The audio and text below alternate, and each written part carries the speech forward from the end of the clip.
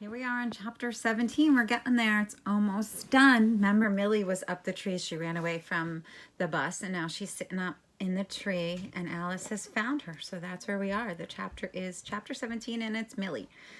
Millie, Millie. She could hear Alice's voice getting louder and louder. She threw herself at a tree, and then clawing at the bark, she started to climb. They will chase you, and they will catch you, and they will hurt you, her mother's voice said in her head.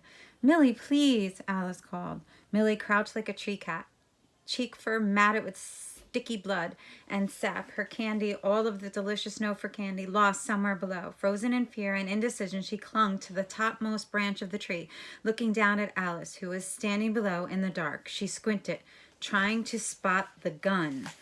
But if Alice had one, she had hidden it very well.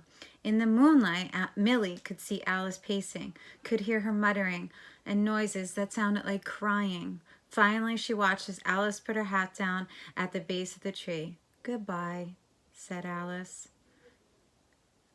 And she whispered, "It was nice to have you as my friend."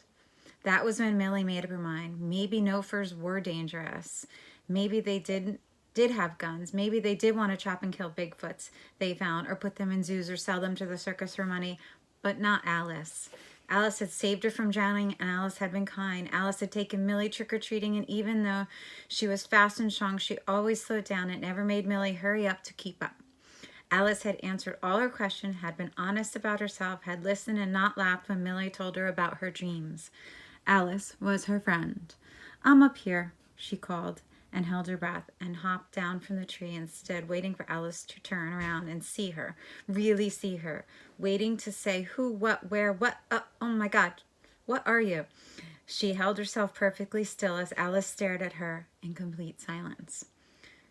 "You didn't take off your costume," Alice finally blurted. "This isn't a costume," Millie said. "This is how I really am.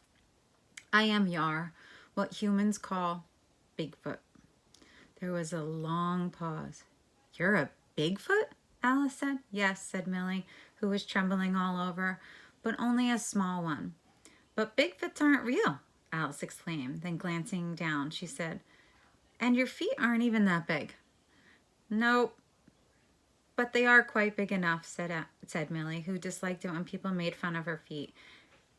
"And we are real. There are a great many of us, but the no-furs never see us. We live deep in the forest, and we keep to ourselves because the no-furs would shoot us if they found us." She looked at Alice, trembling even harder. "Are you going to shoot me? Please tell me you're not going to shoot me. Please don't shoot me." "Shoot you?" Alice said. "Why would I shoot you?" "Because that is what no-furs do to my people," said Millie. "What is a no-fur?" Alice asked, who looked slightly dazed, like something heavy had landed on her head. "Is that what you call us, no-furs?" "What else do you call yourself?" "Humans. We are human beings," Alice said. Millie lifted her chin. "You're not a bean." "You're a Yar with no fur," she said. "No furs." Alice looked at Millie and then reached out tentatively toward her hand. "Is it okay if I touch it?" "Go ahead," said Millie. Alice patted her fur gently. "So this is how you look at all the time. This is not a costume." "Nope," Millie said. "This is me." Alice looked amused and bewildered and more than a little bit hurt. "Why didn't you tell me? Why didn't you tell me that this is what you are?" "Would you have believed me?" asked Millie. Alice opened her mouth and then shut it. I don't really know," she said. "Besides, I couldn't. You don't understand. We are not supposed to talk to no-furs. You are not supposed to know we exist. There are no-furs who hunt the Yar, who put us into zoos and cages if they catch us. And I knew if I told you, you wouldn't like me." She gulped down more air, feeling dizzy, heart pounding, toes are curled, her burrowed boots, cold sweat trickling through her fur. "You'd hurt me, and you wouldn't want to be my friend." "I would never hurt you," Alice said. "I know you wouldn't. I didn't know it at the time, though, when I first met you, but I do know it now." She pictured Alice starting at a new school in a new town or city every September, squaring her shoulders and facing off with girls she knew wouldn't like her. "You're the nicest no-fur I've ever met." "I'm the only no-fur you've ever met," said Alice. "I am, right?" "Do people look funny to you?" she asked, and answered her own question. We must look like naked to you. Millie giggled. Alice smiled. Millie laughed. Alice laughed too, and then Millie grabbed her hand. I'm sorry I ran away, she said. She shot another worried glance toward the sky.